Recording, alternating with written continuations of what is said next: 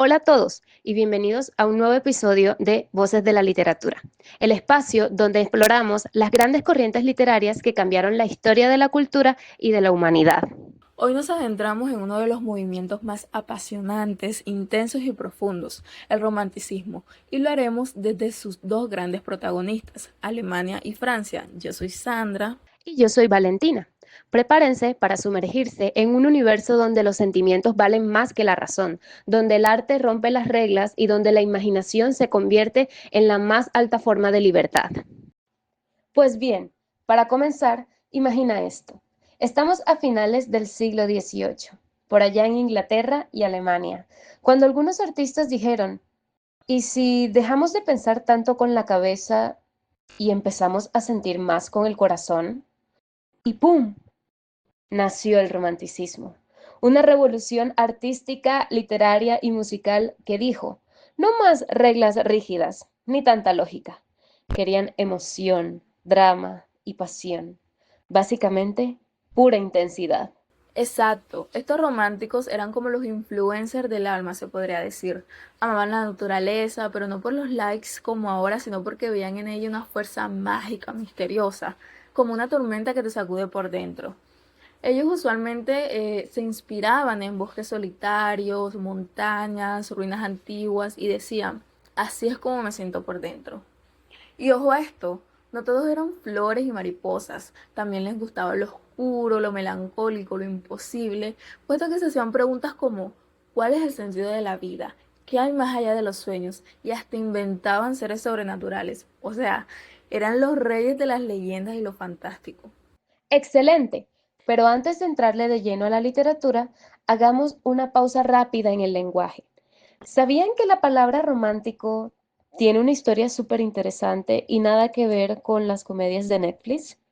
Resulta que viene del latín romaniche, que en sus orígenes simplemente quería decir a la manera de los romanos. Nada de flores ni cartas de amor. Después, en la Edad Media, en Francia, la palabra se usaba para hablar del francés común que hablaba la gente del pueblo, ese que no era el latín culto de los libros polvorientos, y como ese idioma del pueblo era el que usaban los juglares para contar historias de caballeros, espadas mágicas y amores imposibles, y es así como romance pasó a significar esas aventuras épicas llenas de emoción. Así que sí, lo romántico empezó siendo algo más bien legendario y aventurero que meloso. Y años después, esa palabrita se dio un paseíto por Inglaterra. Y ya para mediados del siglo XVII estaba en el famoso Oxford Dictionary, con todas sus versiones y significados. Ahí ya no solo servía para hablar de historias de caballeros, sino también para describir paisajes, escenas o lugares que hacían volar la imaginación. Y es que en ese momento empezaban a desarrollarse nuevas formas de sentir el mundo, lo que era emocionante, lo que despertaba el alma, lo que te hacía soñar despierto. Todo eso era considerado romantic. De repente, las montañas no eran solo piedras altas, eran símbolos del alma humana. Bueno, gente, prepárense para adentrarse en una de las partes más intensas del romanticismo. Alemania, el centro filosófico y emocional del asunto. Resulta que allá surgió un fenómeno literario previo al romanticismo llamado Storm and Drang, que significa tormenta e ímpetu. Y vaya que ese nombre le hacía justicia. Este movimiento estaba formado por mentes brillantes como Lessing, Kant, Herder, Goethe y Schiller, puro peso pesado. Y es que todos ellos sentían que el mundo era un lugar confuso, misterioso, imposible de entender solo con la razón. Por eso, comenzaron a crear historias, mitos y filosofías llenas de emoción para compensar ese vacío. También surgió ahí el concepto del genio artístico, ese ser creativo, libre, profundo, que no encaja en ningún molde y que se convirtió en el héroe romántico por excelencia. Aunque los autores no eran burgueses ni comulgaban con esa clase social, paradójicamente sus obras terminaron siendo consumidas sobre todo por el público burgués. cosas de la vida, ¿no? Y hablando de gigantes, no podemos dejar por fuera a Goethe, que si bien ya lo mencionamos, tenemos que explayarnos un poco más en él. Y es que en la primavera de 1774 escribió una novela en apenas unas semanas y fue un hitazo total. Hablamos de las penas del joven Werther, una historia que conectó profundamente con la gente de la época. Y es que el sufrimiento emocional de Werther tocó fibras muy sensibles. Era un personaje tan apasionado, tan humano, que el público no podía evitar identificarse con él. Pero Werther no solo es una historia de amor triste, aunque sí es bastante triste, también es una crítica a la sociedad de ese tiempo, que era súper rígida, cerrada y no dejaba espacio para la individualidad o la emoción auténtica. Lo impactante es cómo Werther expresa su amor imposible, con una fuerza tan pura que todavía hoy nos toca, y fue justo ese personaje el que ayudó a encender la chispa de Storm on Drunk. O sea, de ese romanticismo que decía, basta de razón, queremos sentir. Claro, porque el protagonista, Werther, es este joven sensible y enamorado, que no encuentra su lugar en el mundo y al final termina suicidándose. Y es que sí, el libro fue tan poderoso que incluso generó un efecto social. Era la voz de toda una generación que no se sentía representada por el pensamiento racionalista de la Ilustración. Querían algo más profundo, más humano, más sentido.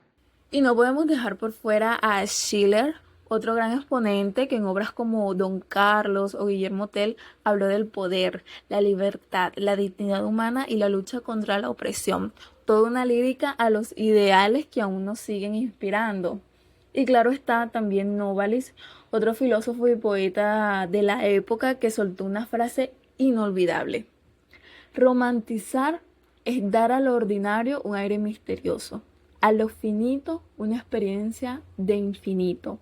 Eso, amigos, es el romanticismo puro, el ver más allá, sentirlo todo y convertir lo cotidiano en algo mágico. Ahora sí, prepárense, porque en Alemania no solo se escribió con emoción, también se pensó muchísimo. Allí nacieron las bases teóricas del romanticismo. Y uno de los grandes cerebros detrás de eso fue August Wilhelm Schlegel. Este man se puso filosófico y definió la diferencia clave entre el arte clásico y el romántico.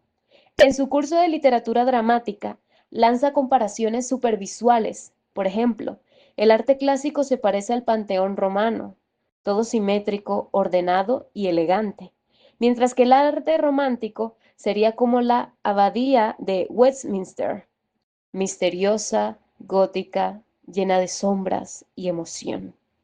Schlegel dice que el mundo clásico era como un lugar de alegría tranquila.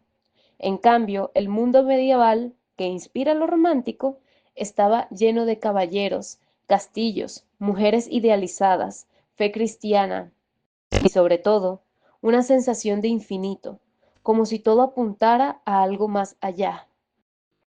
Y aquí va su frase estrella. Apúntensela.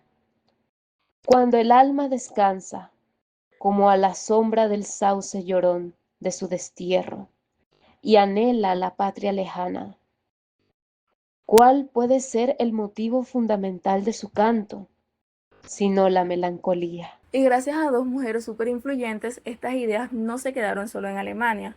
La obra de Schlegel fue traducida por Madame Necker de Saussure y difundida en Francia por Madame de Staël, que escribió un librazo llamado De Alemania.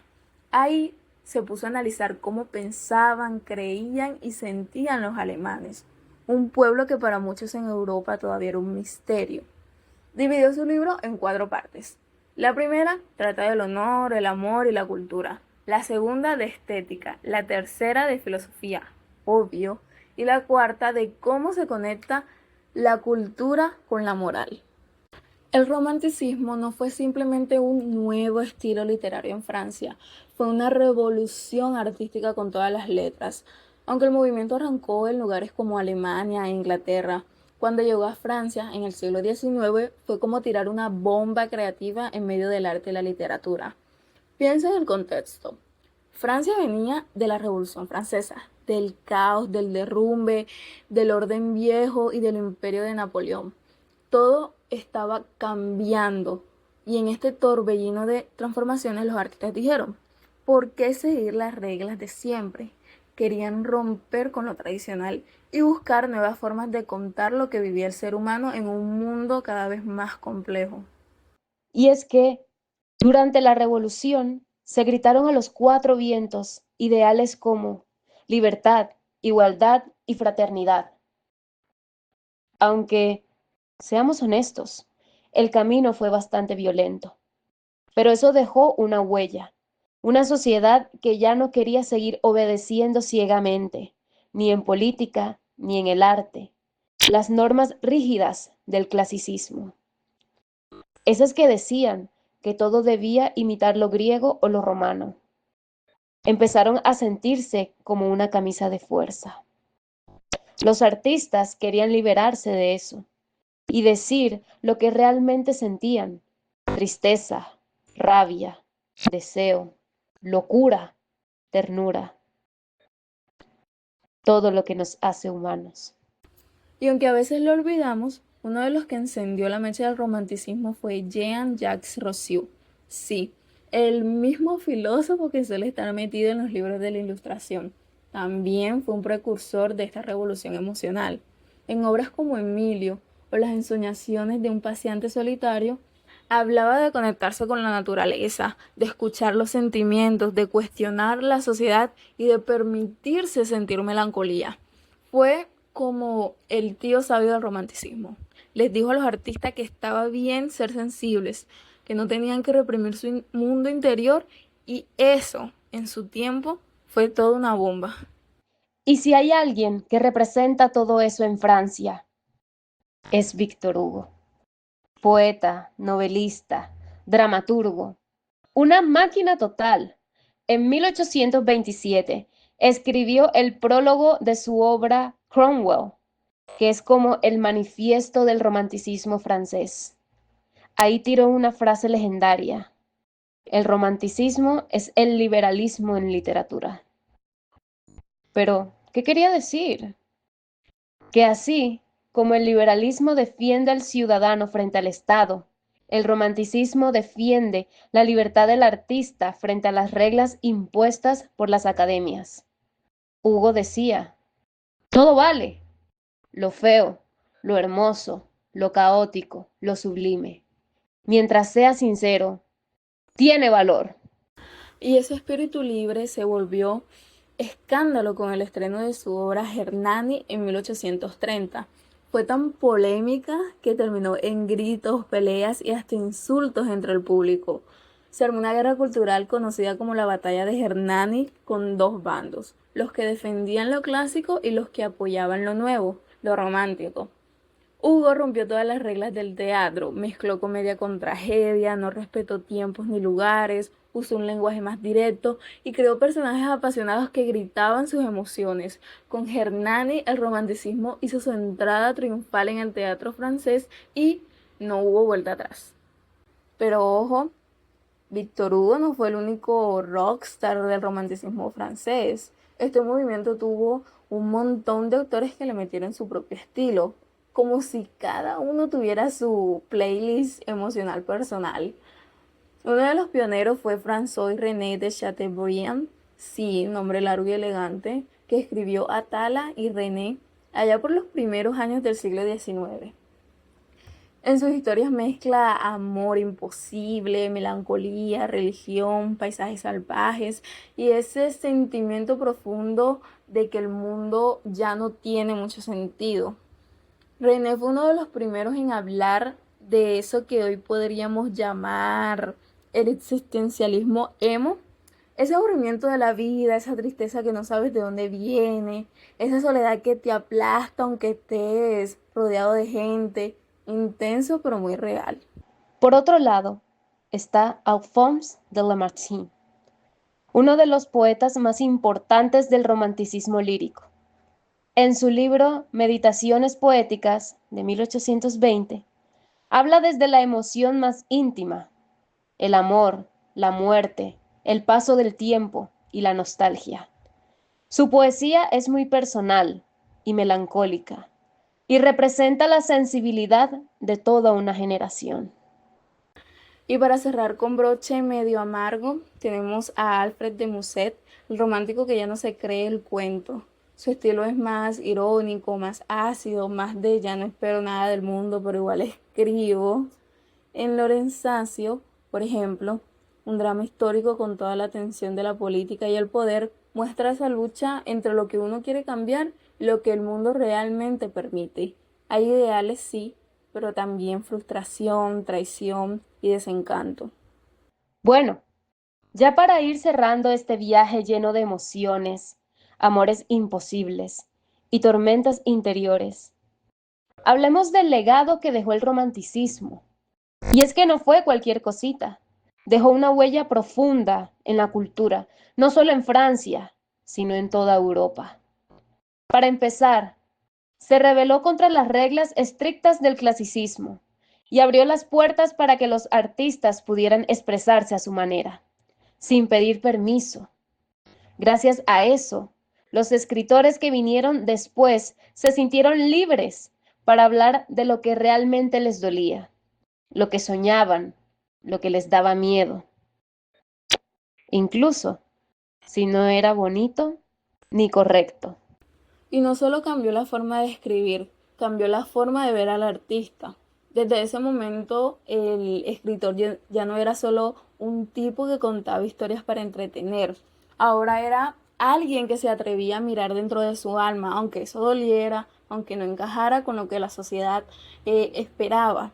De ahí nació esta figura del poeta maldito, este artista incomprendido, rechazado, pero que sigue escribiendo porque necesita hacerlo, como si fuera un grito desde lo más profundo. Más adelante, esta idea la van a retomar escritores como Baudelaire o Verlaine, que ya eran como los rockstar oscuros del siglo XIX. En fin, todo un espectáculo emocional. Para concluir, podríamos decir que el romanticismo alemán fue más filosófico, más introspectivo, como quien se queda pensando mirando por la ventana mientras llueve. En cambio, el francés fue más pasional, más de decirlo todo y armar escándalos si es necesario. Pero al final, ambos comparten una misma idea poderosa. El arte nace del alma humana y tiene la capacidad de cambiar la forma en que vemos el mundo y la forma en que lo sentimos. Así que, si alguna vez te sentiste fuera de lugar, demasiado sensible o soñador, el romanticismo es tu lugar. Gracias por acompañarnos en este viaje por el romanticismo alemán y francés. Esperamos que se hayan dejado llevar por la emoción, la belleza y el misterio de este movimiento tan poderoso. Pero antes de cerrar, les tenemos unas cuantas preguntas.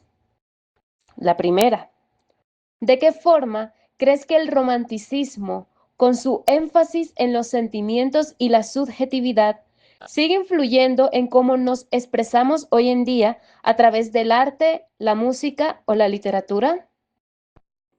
Y la segunda, tanto en Alemania como en Francia, el romanticismo fue una reacción contra las normas establecidas y una búsqueda de libertad.